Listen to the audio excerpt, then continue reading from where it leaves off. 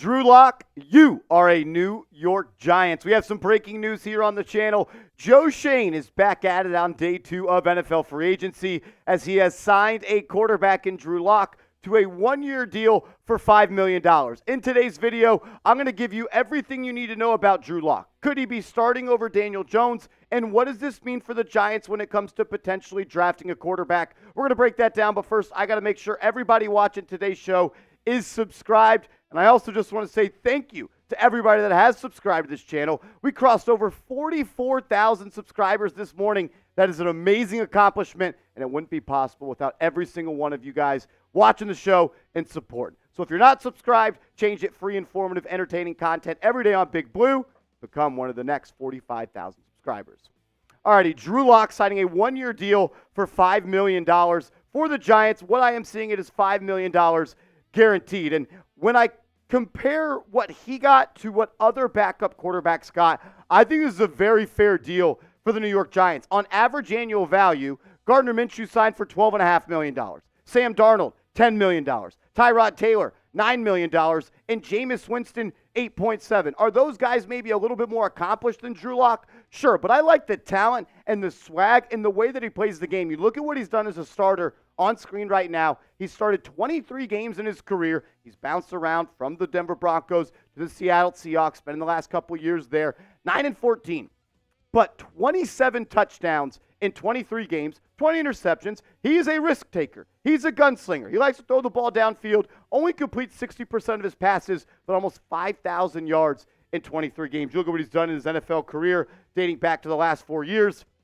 He hasn't started that many games. Only 2 starts in 2023, but those were some big-time starts, if you remember. He beat the Philadelphia Eagles down the stretch, had that game-winning drive, and overall, I thought Drew Lock has always just been pretty good when he's in the game. It's very interesting, I think, though, the type of player that the Giants are adding in Drew Lock. We'll talk about him comparing to Daniel Jones in just a quick second because they are completely opposite players. They go about playing the quarterback position in completely different ways. Drew Lock, he likes to sling it. He likes to take chances. He likes to throw the ball downfield, while we know Daniel Jones is very conservative with the ball, but still has an astronomically high turnover worthy play percentage. We'll talk about that around the corner. I want to get you guys to weigh in, though, early on in today's show.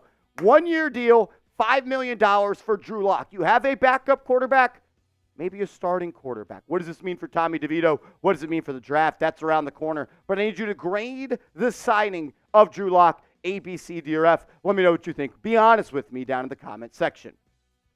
For me, this is a B-plus signing for Joe Schoen. I've always had a soft spot for Drew Lock ever since he was rapping Young Jeezy on the sideline. I've always been a favorite. He's always been a favorite of mine. But I just compare it to the money that other backup quarterbacks are getting right now in the NFL. We said it a second ago. 12.5 for Minshew, 10 for Darnold, 9 for Tyrod Taylor, and 8.7 for Jameis Winston. And if I go in to play any of those guys when they are starting for another team, and I have Drew Lock on my team, I think that you can win that ball game. Drew Lock has showed he can come in and be a spot starter and also carry an offense to really keep them afloat and win some potential games. What does it mean for Daniel Jones? It means he's going to have some competition in camp, and he's also going to have some competition throughout the season if he plays badly, because you have a high-profile name, backup quarterback now in Drew Lock. A lot of people know who Drew Lock. They've been following him since college. He was an early pick. I believe he was a second-round pick when he was drafted.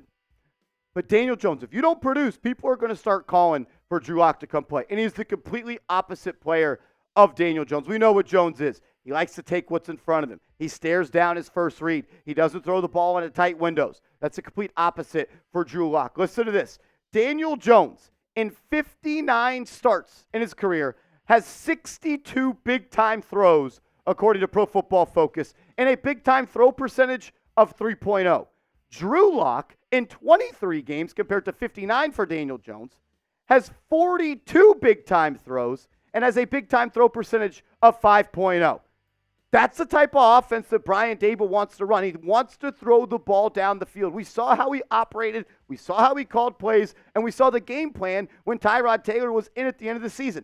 Throwing the ball deep to Jalen Hyatt. 70-yard touchdown for Darius Slayton. 80-yard touchdown for Darius Slayton. They want to throw the ball deep. They want to hit those big-time crossers over the middle. Not saying Drew Lock is a better quarterback than Daniel Jones, but what I am saying is I could see Drew Lock having as much success in this type of offense compared to Daniel Jones. I want you to pick a starter for me, though, down in the comment section. Some people don't even want Daniel Jones to play this year. And I have a video on that coming out later this week because of an injury clause in his contract. Who do you think should be the starter? Is it DJ? Is it Drew Lock? Let me know what you think down in the comment section. A lot of people have been asking me, Marshall, where do the Giants sit at cap space? Prior to the Drew Lock signing, they were at about $9 million in cap space. I also saw Dan Duggan of The Athletic on Twitter talk about the idea of the Giants restructuring Andrew Thomas's contract to save somewhere close to $12, $13, $14 million, and then Dexter Lawrence's contract down the line, save about $11 million. What does this mean for the NFL draft for the Giants? Because that's what a lot of people are asking me right now. Marshall, we have Daniel Jones. We've got Drew Lock. We have Tommy DeVito still? What does it mean? Well, Connor Hughes of SNY, who covers the Giants and the Jets, is saying this. For my understanding, the Drew Lock signing does not eliminate any possible options for the Giants as it pertains to the NFL draft. And it absolutely should not. Drew Lock is on a one-year contract. The NFL draft can help your team for potentially 10 years. You don't adjust your draft strategy for 1 year of Drew Lock. If you love J.J. McCarthy, if you love Drake May, if you love Jaden Daniels, and they are on the board when you were on the clock at pick number 6, or maybe you want to trade up to go get him, you still pull the trigger. I stand by what I have continued to say all offseason long. If Joe Schoen has identified that he thinks there is a franchise-changing quarterback, a franchise-uplifting quarterback in this draft, you do whatever it takes to go get him. Doesn't matter if you sign Drew Lock to a one-year deal for $5 million. Now, if he doesn't, he should have the opportunity to compete with Daniel Jones. I do believe that. Let's just go through all of the moves that Joe Schoen has made through the first day and a half of NFL free agency. Got off to a little bit of a slow start. You re-signed Casey Kreider, the long snapper. You signed the punt returner, Gunnar Olszewski, who really filled that void for you last year, eliminated any problems you had there. Giants were really one of the worst at just fielding the ball on punt returns so often. You signed John Runyon, I would say average to slightly above average interior offensive lineman. I'm starting to really like the contract of Devin Singletary. The more film you watch, the more people you talk to, you look at some of these advanced analytics when it comes to rush yards over expected. He's one of the best in the NFL at that. Is he an explosive runner? Not really. Is he a Saquon Barkley? No.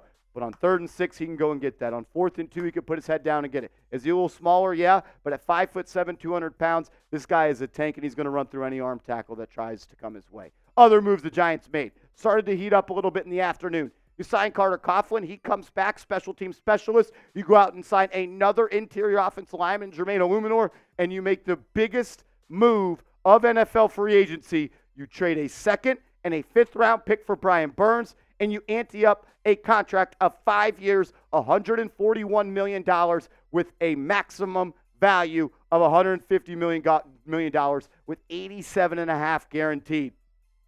Big-time move from Joe Schoen right there. I think it's going to pay off. We'll see if it does. Last move, though. Drew Lock, officially a member of the New York Giants. Make sure you are subscribed to the channel, though, because if the Giants make any more moves, any more trades, or anything happens with Big Blue, we're going to keep you up to date. So subscribe and turn your notifications on, and let's go Big Blue.